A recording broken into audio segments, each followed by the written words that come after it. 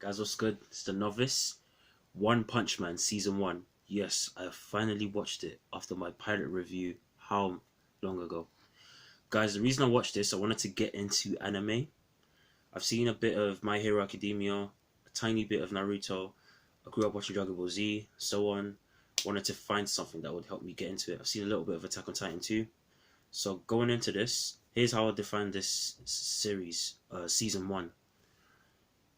It has a lot of potential, but potential falls flat. It seems it's not explored enough.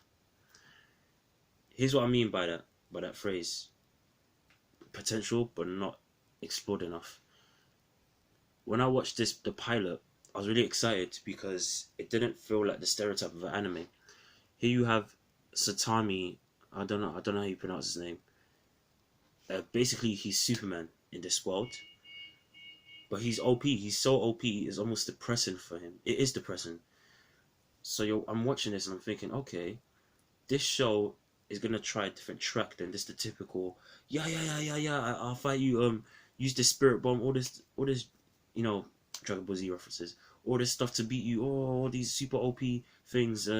Crush the kind of stuff that will cause an earthquake in real life, like Man of Steel type shit.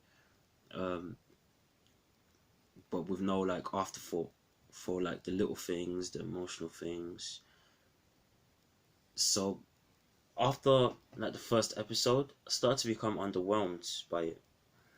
But first off, before I get into what I don't like, I'm gonna tell you what I did. Here are all the positives for me. Again, I did that this show was about like a kind of a metaphorical struggle, like an emotional struggle of what's your purpose in life when you know something that you're passionate about and something that you do love seems almost like pointless because you can just nip it in the bud immediately. It's that literally one punch. I like that philosophical kind of arguably. What else? I'm gonna be looking at a bit of my notes. I like that idea with the show that Genos, um, the character, I like that he, by comparison, isn't as powerful as Itami. That he has to work for things physically in battle, also just to be the best hero he can be. And he, by far, was the most invested I was in the series as far as single characters were concerned. Um, yeah, I liked again. He was a strategist. He had to think ahead with certain things. He wasn't afraid to work with others, and he had that arc where he even reminds you about the end of the series that, oh, you know what, talking to so and so guy, you reminds me of how I was before I met um so Satami, other certain other characters, and had a certain journey of my own. So he improves to me on an emotional level, and he becomes more like accepting of the facts that he has limits, but at the same time, he doesn't want like he's raring to go in battle. He's gone for it. Do you know what I mean? And that made me feel good. I like a guy who has to work for something, and Genos by far, yeah, he did it for me. Um, what else did I like? I like the design of the monsters. I liked Silverfang. Shout out to Silverfang, even though that guy probably seems small by comparison. He's the kind of characters I prefer in these type of series. Seeing him like that old, that trope of the kind of character he is reminded me of like Kill Bill, growing up. Certain samurai, martial arts, kung fu movies. I just mentioned two different things: samurai is Japanese, but you get what I'm saying. Like certain like old school masters in these kind of movies, or even like a cartoon and TV show. I also like that the best heroes don't get by just by raw strength alone. They get by because they're strategists. They think ahead. That's the kind of thing. The only thing equivalent I can think of is maybe like Captain America in the Marvel Cinematic Universe. Watching like certain movies, even the first Avengers movie, it was like, oh Cap, okay, what do you want us to do? Okay, you do this, you do this, you do this. I like people like that. And the best heroes in this world, they think ahead. That's how they get far. I even liked Tornado a little bit. Um, like 95% of the time seems like just like a squeaky kind of anime girl like trope. Like, oh, look at me, but, but then she would have a scene where she would do something. Oh, you know what? I respect her because when it comes to battle, she's also raring to go, just like Genos. Who else apart from Genos, Silverfang? I'm trying to think what other things did I like. I said design the monsters. Oh,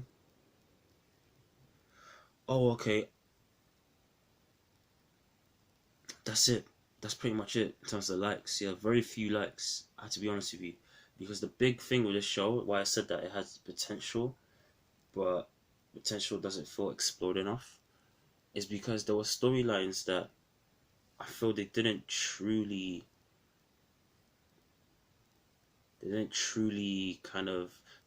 defining.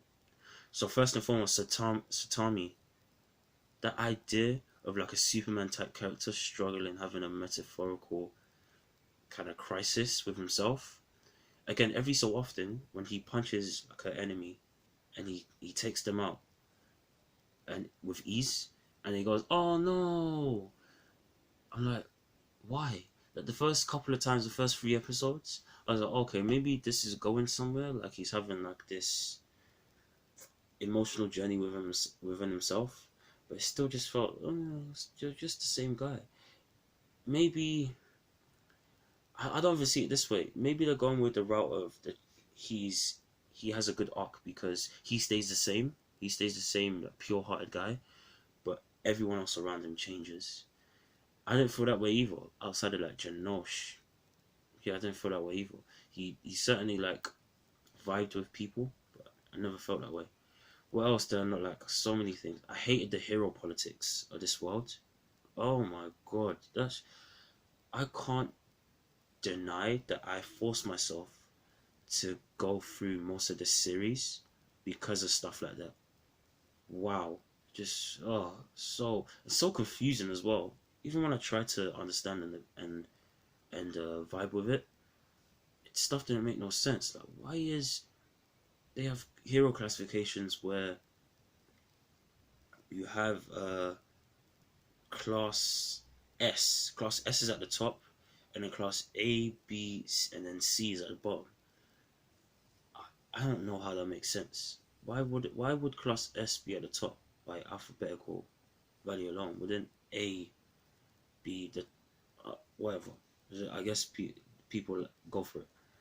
Um, Also, even like at the start of the series, there's a group called House, the House of Evolution, I believe, the House of Evolution, and there's a scientist associated with that.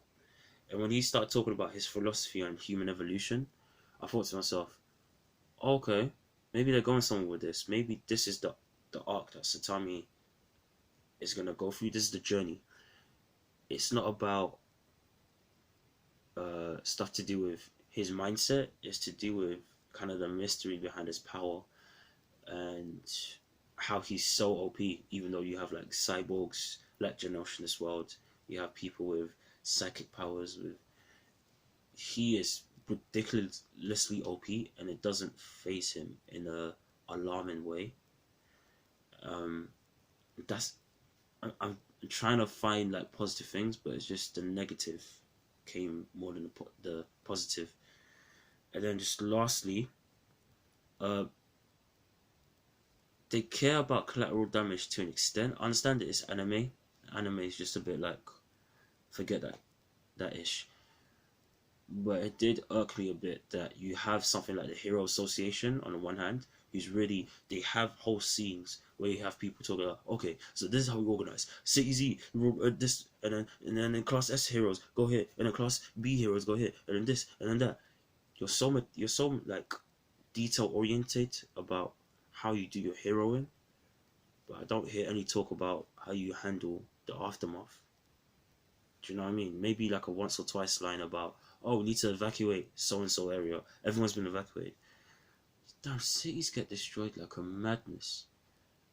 And maybe that's something that I had to get into depending on the anime I watch. Maybe if I watch something like an Attack on Titan or something else, then I'll learn to ignore that or not let that phase me for other reasons.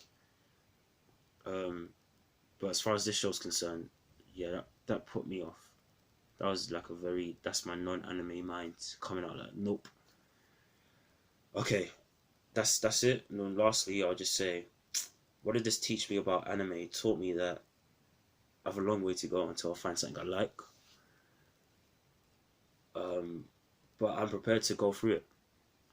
And then also, just lastly, guys, just to top it off, what would you recommend from what me watching this series?